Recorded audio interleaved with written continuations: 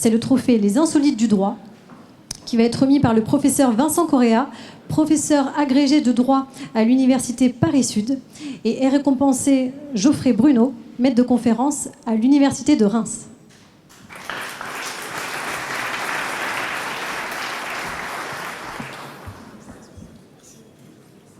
Général, mesdames et messieurs, chers collègues, chers amis, je suis très heureux d'être présent ce soir pour remettre le trophée des Insolites du droit en partenariat avec le Club des métiers du droit.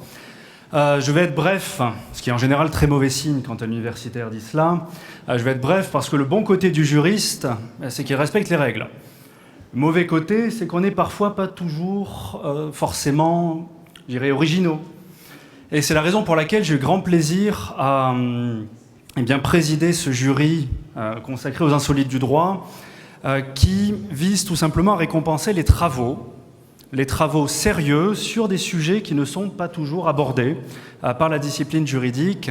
Et nous avons eu grand plaisir dans ce jury composé de professeurs d'université, d'avocats ou de juristes d'entreprise, à nous intéresser, à nous plonger à cet ouvrage, Le jeu vidéo, un objet juridique identifié. Alors pourquoi ?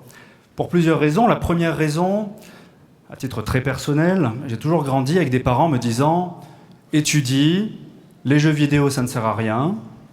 Bon, j'ai beaucoup joué aux jeux vidéo, je m'en suis peut-être pas forcément très très bien sorti, mais c'est pas si mal que cela. Ensuite, le travail qui a été fait est vraiment un travail qui permet d'analyser de manière globale toutes les questions de droit en matière de jeux vidéo, et je pense que Monsieur Bruno va en parler avec beaucoup plus de verve que moi dans quelques instants. Et en dernier lieu, tout simplement parce qu'on voit qu'au travers de certaines analyses sur des sujets auxquels on n'aurait pas forcément pensé, de nombreuses questions juridiques nouvelles peuvent apparaître. Nous en parlions précédemment, la question de la reconnaissance ou non de l'e-sport. Alors je sais qu'il y a beaucoup de sportifs dans la salle. Je sais qu'il est beaucoup plus facile pour vous que pour nous de draguer en soirée. Celui qui fait de l'e-sport est encore moins avantagé, je dirais, que vous. Mais M. Bruno a abordé ce sujet-là. Je suis très heureux de lui donner la parole pour justement témoigner du renouveau, je dirais, de la réflexion en matière juridique. Nous avons un jury insolite, nous avons une œuvre insolite, et je lui laisse la parole tout de suite. Bravo, félicitations.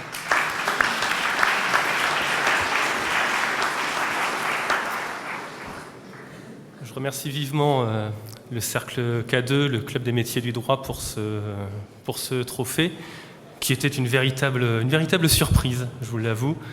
Je remercie également ma compagne qui m'a supporté, qui a supporté également l'écriture de cet ouvrage. Et je pense que vous posez une question.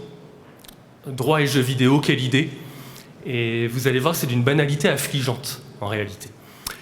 Je me réveille un matin, je prends mon café, j'allume la télé, je regarde une émission de jeux vidéo. Et là, j'entends que des joueurs se font voler leur compte de jeux vidéo. Et j'ai un méchant réflexe juridique. Bon, je me suis inquiété pour ma santé mentale, mais bon, réflexe juridique, le vol à l'époque, les comptes sont des biens immatériels, ils ne pouvaient pas faire l'objet d'un vol. Je me suis dit, mais comment appréhender cela par le droit ? Quel type d'infraction ? Y a-t-il une infraction ? Je fais ma petite recherche, j'écris un petit papier là-dessus sur le vol de comptes de jeux vidéo, et je continue mes recherches, et je découvre qu'il y a tout un tas de problématiques juridiques. Vous créez des biens immatériels en ligne, vous créez des costumes pour votre personnage. En êtes-vous propriétaire ou est-ce que c'est le créateur du jeu vidéo ? Vous avez un avatar qui vous représente dans le jeu. Cet avatar subit des violences qui ne sont pas autorisées. C'est une partie de votre identité numérique. Il y a des personnes qui se projettent sur cet avatar. Est-ce que vous subissez un préjudice ? Et comme l'a dit le professeur Correa, l'e-sport est-il un sport ? Aujourd'hui, on parle de jeux vidéo compétitifs. Mais pour autant, il y a des problèmes de dopage, il y a des problèmes de tricherie, des problèmes de rediffusion des émissions d'e-sport. Et voilà, pour l'instant, le droit n'a pas toujours toutes les réponses. Alors je pense que nous en sommes au début de ces principales difficultés. Vous avez peut-être entendu parler de réalité virtuelle, où les joueurs se mettent des casques et ils partent dans un monde totalement dématérialisé. On parle également de réalité augmentée. Vous avez peut-être vu ces jeunes avec une casquette vissée sur la tête, leur téléphone à la main, partir chasser le Pokémon, qui sont disséminés ici et là dans les villes, dans les lieux, etc. Peut-être qu'il y a des Pokémon qui sont cachés, ici et là, virtuels. J'ai un message pour eux, j'ai mon smartphone dans la poche, et je vais m'occuper d'eux dès maintenant. Je vous remercie.